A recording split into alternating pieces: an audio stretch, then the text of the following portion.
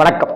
என் குருநாதர் எழுத்து சித்தர் பாலகுமாரன் சார் அவர்களை மனதார வணங்கிவிட்டு உங்களுடன் பேச தொடங்குகிறேன். இந்த வீடியோ உங்களுக்கு பிடிச்சிருக்கும்னு நினைக்கிறேன்.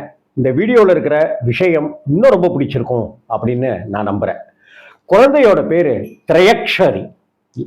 அந்த குழந்தையோட அப்பா பேரு சிவகுமார், டி.ஜி. சிவகுமார். அம்மா பேரு சுபலட்சுமி. அந்த சுபலட்சுமி சிவகுமார் தம்பதியினுடைய அந்த குழந்தை திரையக்ஷரி சிவகுமார். அவங்களுடைய குரு, அந்த குழந்தையினுடைய குரு திருமதி காமாட்சி கல்யாண சுந்தரம்.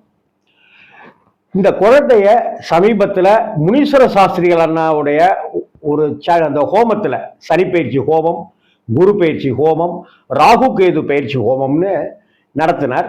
அந்த ஹோமத்தில் அந்த குழந்தைய பார்க்கக்கூடிய பாக்கியம் கிடைச்சிது. அந்த குழந்தை பாடக்கூடிய பாக்கியம் கிடைச்சிது. அதை கேட்கக்கூடிய ஒரு சுகானுபவம் எங்களுக்கு நிறைஞ்சது.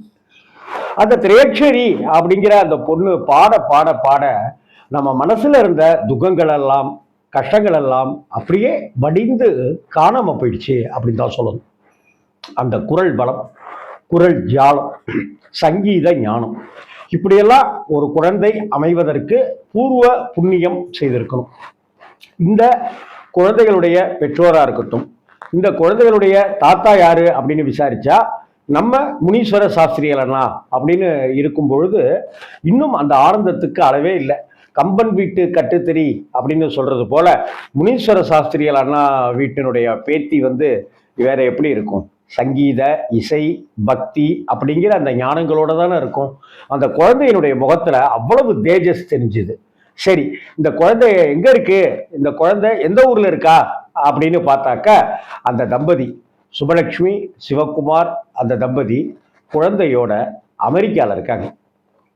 அமெரிக்கால இருக்கிற குழந்தைங்க இங்கே வந்தாக்க தமிழ் பேசுறதோ, தமிழ் நம்ம பேசினாக்க புரியறதோ அப்படிங்கிறதே கஷ்டம்னு இருக்கிற இந்த காலகட்டத்தில் அமெரிக்காவில் இருந்துக்கிட்டு சங்கீதம் கற்றுக்கொண்டு சங்கீதம் பயின்று இதுக்கெல்லாம் அந்த குருநாதருக்கு நாம நன்றி சொல்லணும்.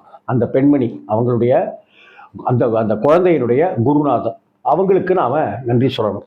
காமாட்சி கல்யாண சுந்தரம் அந்த குருநாதர், அவங்களுடைய அந்த ஞானம் இந்த குழந்தைக்கு வந்திருக்கு. ஒரு வேத வித்து அப்படின்னு நாமெல்லாம் கொண்டாடக்கூடிய முனீஸ்வர சாஸ்திரிகள் அண்ணாவுடைய பேத்தி திரையக்ஷரி அப்படிப்பட்ட ஒரு பாட்டை பாடி வந்திருந்த பக்தர்கள், அன்பர்கள் எல்லோருடைய மனசுலையும் தனி இடம் பிடிச்சா.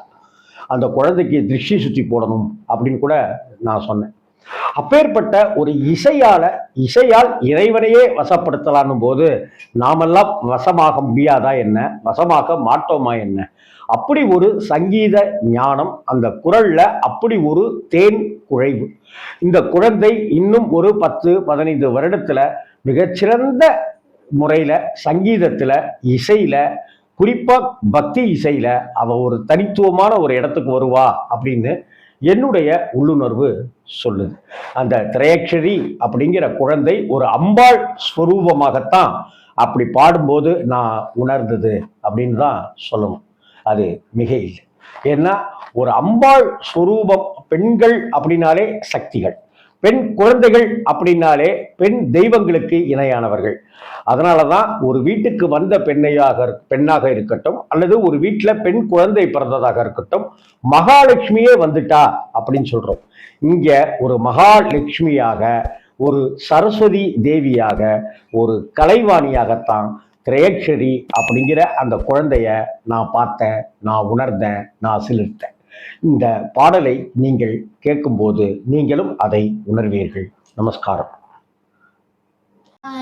வேண்டாமோ இரு கண்ணிருக்கும் போதே விண்ணுயர் கோபுரம் காண வேண்டாமோ?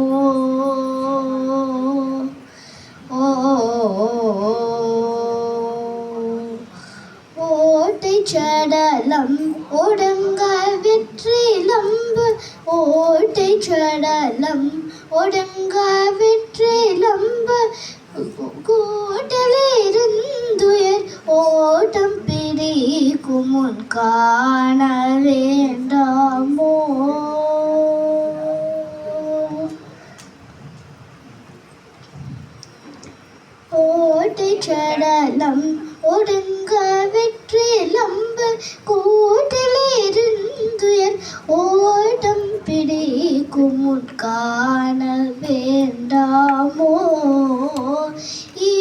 கண்ணிருக்கும் போதே விண்ணுயர் கோபுரம் காண வேண்டாமோ?